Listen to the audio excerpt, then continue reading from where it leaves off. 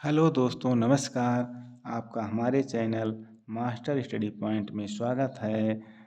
आज आपके लिए एक नई वीडियो लेकर आए हैं जिसमें आपको बताएंगे पूर्ण संख्याओं में भाग की संक्रिया। तो वीडियो को शुरू करें इससे पहले आज तक आपने ये जाना है कि जब किसी संख्या में उसी संख्या से हम भाग देते हैं उसका मान 1 आता है। लेकिन आज मैं एक ऐसी संख्या लेकर आया हूँ कि जब उसी संख्या में उसी संख्या से भाग देते हैं तो उसके 3 मान आते हैं। लेकिन इस चीज़ को जानने के लिए आप वीडियो के अंत तक बने रहिए।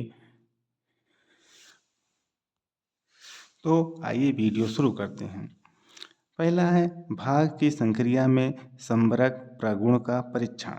दोस्तों, आपको मैंने गुणा की संक्रिया में बताया था कि जब किसी पूर्ण संख्या को उसी पूर्ण संख्या से हम गुणा करते हैं तो गुणनफल हमेशा पूर्ण संख्या ही आती है। लेकिन भाग की संक्रिया में ऐसा नहीं है। यहाँ पर एक पूर्ण संख्या को दूसरी पूर्ण संख्या से विभाजित करने पर भागफल सदैव पूर्ण संख्या में प्राप्त नहीं होता है। जैसे 4 को मैंने 2 से डिवाइड किया, 2 आया जो कि एक पूर्ण संख्या है। 12 को 4 से भाग दिया तो 3 आया, यह भी पूर्ण संख्या है। लेकिन जब मैंने 5 को 2 से भाग दिया तो यहाँ पर 2.5 आया जो कि पूर्ण संख्या नहीं है क्योंकि इसका मान दशमलव में है। अतः हम कह सकते हैं भाग की संक्रिया में संवरक प्रगुण का सिद्धांत लागू नहीं होता। अगला है शून्य से पूर्ण संख्याओं में भाग का परीक्षण।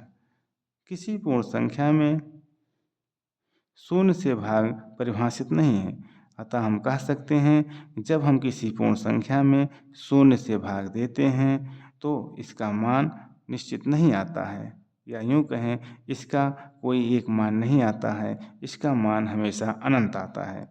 क्योंकि जीरो का टेबल हम चाहे 1 बार पढ़ें, चाहे 2 बार पढ़ें, चाहे 3 बार पढ़ें, चाहे अनंत बार पढ़ें, हमेशा जीरो ही आएगा। इसलिए हम यह कहते हैं कि किसी भी पूर्ण संख्या में जब हम जीरो से भाग देते हैं तो उसका मान अनंत आता है, अर्थात परिभाषित नहीं है। अगला है पूर्ण संख्याओं में 1 से भाग का परीक्षण।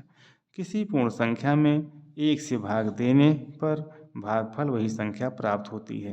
कहने का तात्पर्य है पूर्ण संख्या चाहे 1 अंक की हो चाहे 4 अंक की हो, जब हम उसमें 1 से भाग देते हैं तो हमेशा वही संख्या प्राप्त होती है।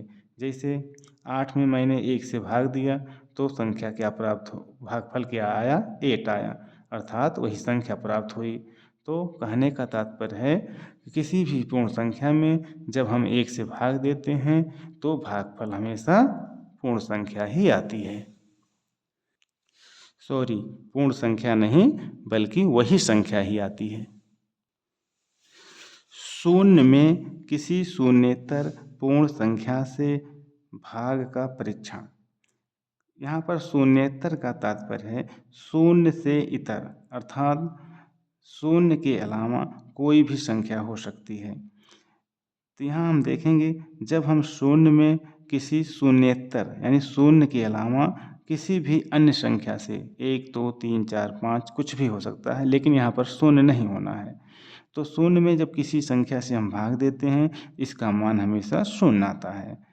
शून्य में मैंने 7 से भाग दिया तो शून्य आया, शून्य में 11 से भाग दिया तो शून्य आया। कहने का तात्पर्य है जब हम शून्य में किसी भी पूर्ण संख्या से भाग देंगे, चाहे पूर्ण संख्या छोटी हो या बड़ी हो, हमेशा उसका मान शून्य ही आएगा। अगला है किसी शून्येतर पूर्ण संख्या में उसी शून्येतर पूर्ण संख्या से भाग का परीक्षण, अर्थात शून्य को छोड़ दीजिए, कोई भी पूर्ण संख्या ले लीजिए, 1 2 3 4 5 कुछ भी ले लीजिए। जब हम किसी पूर्ण संख्या में उसी पूर्ण संख्या से भाग देते हैं तो उसका मान हमेशा 1 आता है। जैसे 4 में मैंने 4 से भाग दिया तो 1 आया, 8 में 8 से भाग दिया तो 1 आया। इसी प्रकार बड़ी संख्या भी है तो उस संख्या में जब उसी संख्या से हम भाग देंगे तो उसका मान 1 आएगा। अगला है शून्य को शून्य से परिभाषित करने पर इसका मान शून्य आता है, अनंत आता है और एक आता है। दोस्तों, जैसा कि आपने इसके पहले अभी जस्ट सुना है, किसी संख्या को उसी संख्या से जब हम भाग देते हैं तो एक आता है, शून्य में किसी पूर्ण संख्या से भाग देते हैं तो शून्य आता है। अभी इसके पीछे आपने पढ़ा था कि किसी पूर्ण संख्या में जब शून्य से भाग देते हैं तो उसका मान अनंत आता था।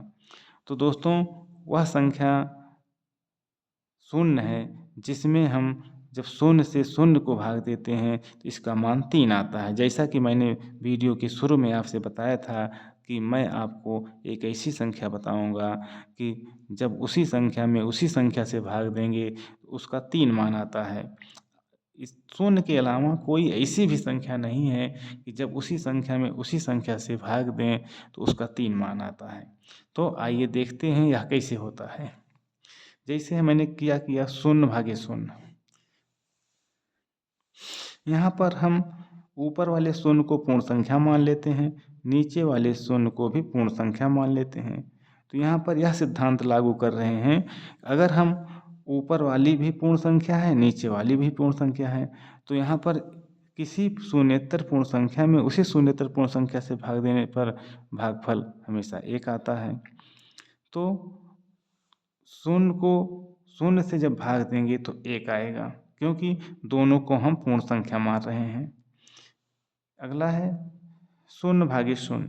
अब यहाँ पर हम क्या करेंगे, ऊपर वाले को पूर्ण संख्या मान ले रहे हैं, नीचे वाले को शून्य मान ले रहे हैं।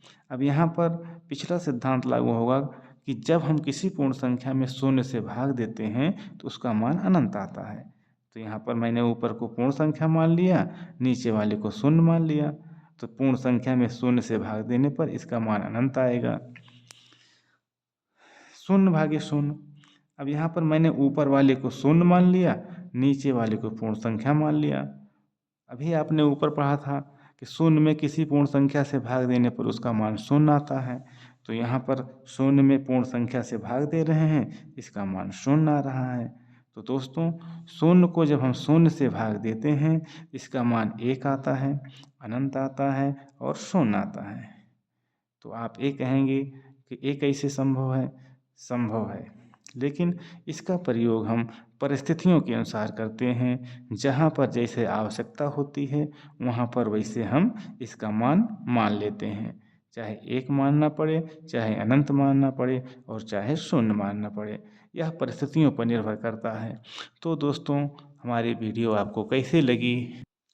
अगर आपको हमारी वीडियो अच्छी लगी होगी तो आप हमारे वीडियो को लाइक कीजिएगा, शेयर कीजिएगा और हमारे चैनल मास्टर स्टडी पॉइंट को सब्सक्राइब कर लीजिएगा और बेल आइकन की बटन को दबा दीजिएगा, जिससे आपके पास नोटिफिकेशन पहुंच जाए और हमारे वीडियो का लाभ उठा सकते हैं।